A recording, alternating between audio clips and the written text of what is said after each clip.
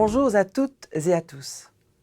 La gestion de l'entourage des patients consommateurs est un sujet complexe pour les professionnels de la santé. Pourtant, notre expérience au Centre Nadja à Liège, dans le cadre du point accueil parents, nous montre qu'ils peuvent représenter un levier extrêmement efficace dans la prise en charge du consommateur. Et ce, pour 4 raisons. Premièrement, nous pouvons pointer que les proches sont plus mobilisables que les consommateurs. Bien souvent, les consommateurs ne sont pas demandeurs de travailler sur leur consommation, car elle n'est pas vécue comme un problème, mais plutôt comme une solution. L'entourage du consommateur est quant à lui davantage motivé à agir, car les proches sont parfaitement conscients des conséquences négatives sur la vie du consommateur. On entendra souvent les consommateurs justifier leur consommation en disant « Pourquoi j'arrêterais alors que mes amis consomment aussi ?» Pour cette personne, la consommation est un moyen de rester en relation. Alors que les proches de cette personne peuvent s'inquiéter. Il ne voit plus que des amis consommateurs. Une autre personne pourrait expliquer Mon apéro le soir m'aide à souffler après ma journée de travail. Dans ce cas-ci, l'alcool permet de prendre un moment pour soi et de se détendre. Son conjoint, quant à lui, pourrait dire Tous les jours, elle boit son apéro. Et j'ai peur qu'elle devienne alcoolique. Une autre encore dirait Quand je prends de la cocaïne, ça me fait tenir le coup. Cette fois, la consommation permet à cette personne de se sentir plus confiante et de supporter la pression. Une fois encore, c'est l'entourage qui est alarmé. Tout son argent part dans la cocaïne. L'inquiétude de ses proches les amène à considérer la consommation comme problématique et ils sont donc en demande d'aide, alors que le consommateur, lui, voit sa consommation comme une solution. À ce stade, l'entourage est donc bien souvent plus mobilisable que les consommateurs.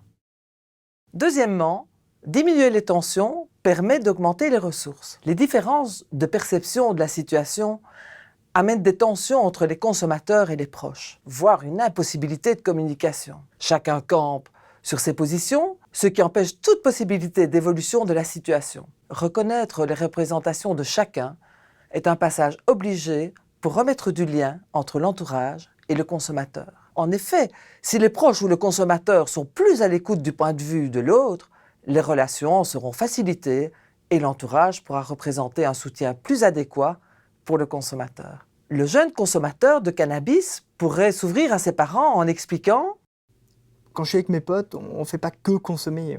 On joue au foot, on discute, on rigole. Sa mère pourrait à son tour s'intéresser à son fils en parlant d'autre chose que de la consommation. Ah tiens, t'as rencontré tes amis au foot? Ce sont les mêmes que ceux qui sont avec toi à l'école? Dans la situation du couple vue précédemment, assouplir la situation amènera alors à des échanges tels que Je comprends qu'il s'inquiète pour ma santé lorsqu'il me voit prendre mon apéro. son conjoint, quant à lui, dirait Je comprends qu'elle ait beaucoup de préoccupations actuellement. Réfléchissons ensemble à ce que nous pourrions faire pour alléger ses journées. Dans le cas du consommateur de cocaïne, nous pourrions entendre J'entends souvent dire mes proches, on est inquiet pour sa situation financière. Je dois dire que moi aussi d'ailleurs. et son entourage admettrait Son métier est effectivement très fatigant. Il faudrait qu'on trouve le moyen d'augmenter sa confiance en elle et sa capacité à résister à la pression. Comme nous le voyons dans ces exemples, l'objectif est que chacun puisse accéder à la représentation de l'autre dans le but d'amener plus de souplesse dans la relation et de favoriser l'émergence des ressources de chacun. Le troisième élément concerne le fait que l'entourage représente un allié constant malgré l'ambivalence du consommateur. Les consommateurs peuvent se montrer ambivalents. L'ambivalence est une expérience que nous faisons tous dans notre vie lorsque nous sommes confrontés à des choix. Qui n'a jamais pris de grandes résolutions après les fêtes de fin d'année en se disant « à la rentrée, fini les gâteaux et les apéros ». Pourtant, la semaine suivante, c'est la fête des rois, un collègue a apporté une galette et vous prenez largement votre part. Cette situation montre que la personne cherche à satisfaire des valeurs importantes pour elle, mais contradictoires. Ici, d'une part, la santé et d'autre part, le lien social. Dans cette situation, personne ne se dit « quelle menteuse !» Elle avait dit qu'elle ne ferait plus d'écart. On trouve plutôt sympathique qu'elle participe à ce moment de convivialité.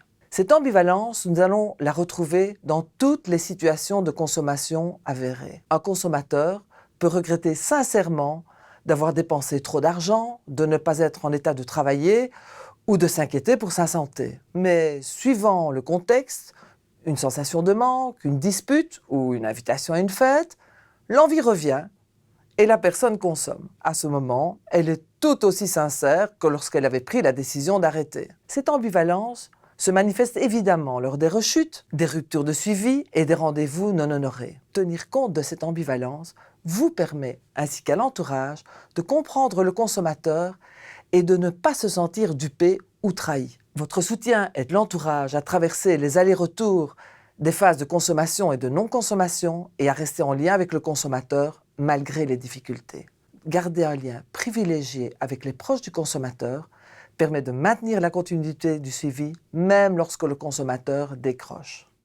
Enfin, comme quatrième et dernier élément, il est à noter que parfois l'entourage constitue le dernier lien social du consommateur. Dans les situations les plus problématiques de désinsertion sociale, de précarité, de graves problèmes de santé mentale ou physique, de décrochage scolaire, la famille constitue souvent le seul entourage encore présent dans la vie du consommateur. Ces familles se sentent également très seules. Il est donc important de prêter attention à ce dernier soutien du consommateur. Au terme de cette vidéo, nous espérons vous avoir convaincu qu'accueillir les proches permet, premièrement, d'être partenaire avec les personnes les plus demandeuses de changement. Deuxièmement, de maintenir le lien entre le consommateur et les proches en respectant les différentes perceptions et ressentis de chacun. Troisièmement, de s'inscrire dans la durée en tenant compte de l'ambivalence propre aux situations de consommation. Et quatrièmement, d'être présent face à l'isolement de l'entourage, parfois dernier système dans lequel évolue le consommateur. Dans la prochaine vidéo, nous allons vous présenter quelques outils de communication afin de vous permettre d'aborder plus sereinement les difficultés rencontrées dans l'accueil et le suivi de l'entourage. Au revoir, merci de votre attention.